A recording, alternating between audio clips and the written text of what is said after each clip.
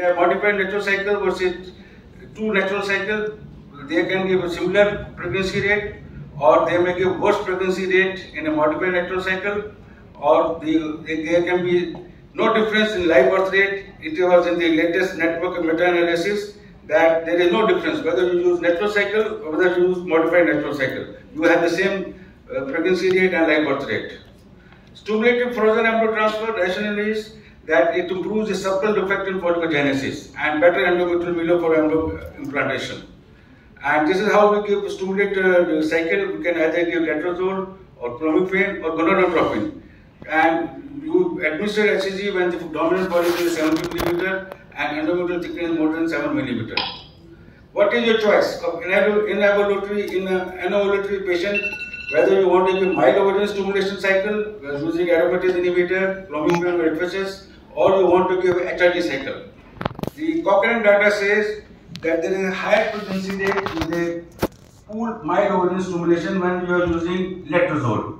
Similarly, the network meta-analysis also says the high live birth rate with the mild ovarian stimulation using FHS, and the other says the mild ovarian stimulation using letrozole is also high live birth rate, but it is a low quality evidence. So basically, whether you are using mild ovarian stimulation, that is always better than using a HRT cycle.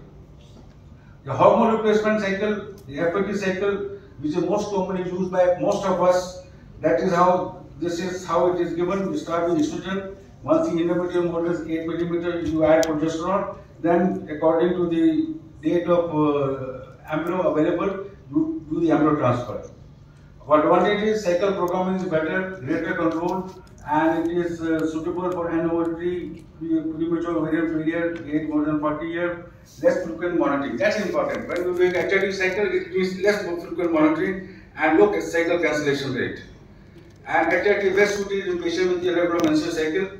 Estrogen supplementation can be both natural and synthetic, and available estrogen formulation can be either oral, transdermal, injectable, vaginal.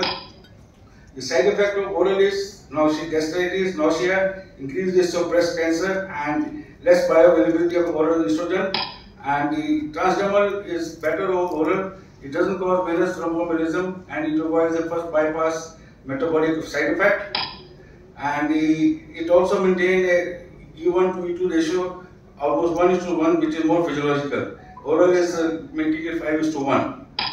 And the impact of serum estradiol level prior to progesterone administration in artificial prepared embryo cycle, whatever might be E2 level before you start progesterone, it has no effect on in terms of live birth rate after frozen embryo transfer. This paper published by Sharif Atkins in very recently, 2020. So we are not bothered about the level of E2 before we start progesterone level. That is not going to affect the live birth rate and the frozen embryo transfer. What type of estrogen, whether we should use constant dose or whether we should use increasing dose, there is no effect. This was published in 2016. Similarly, outcome with oral or transdermal, there is no difference. So let us be very clear whether we start fixed dose of estrogen or we start incremental dose of estrogen, whether we give oral or transdermal, it is not going to affect the outcome. We have published a paper about comparing oral with estrogen with transdermal. We took 100 patients, and the study was published, and our conclusion was that transdermal estrogen is equally efficacious as oral, with having added benefit that it is better patient comfort and less side effect and better safety provide. That is the only difference between oral and transdermal. Hormone replacement therapy, for hormone replacement cycle FAT with ovarian downregulation using analog. Dr. Abha was mentioning that it is a coming back of GnRH analog, and the thing is, when we are using analog for downregulation, you need a long time. You have to give them a long thing, and it increases the workload in the IVF unit.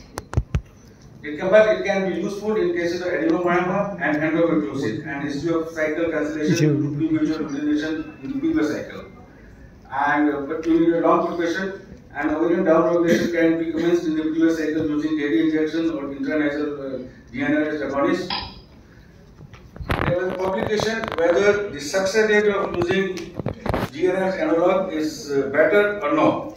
The success rate, the cause, the cycle cancellation rate, This was published in Cochrane in 2020.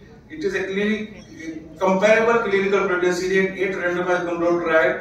Only in one randomized controlled trial found a high live birth rate, that was in 2004. But here also, when we are using agonist as a for down regulation, there is a possibility of having a little higher live birth rate.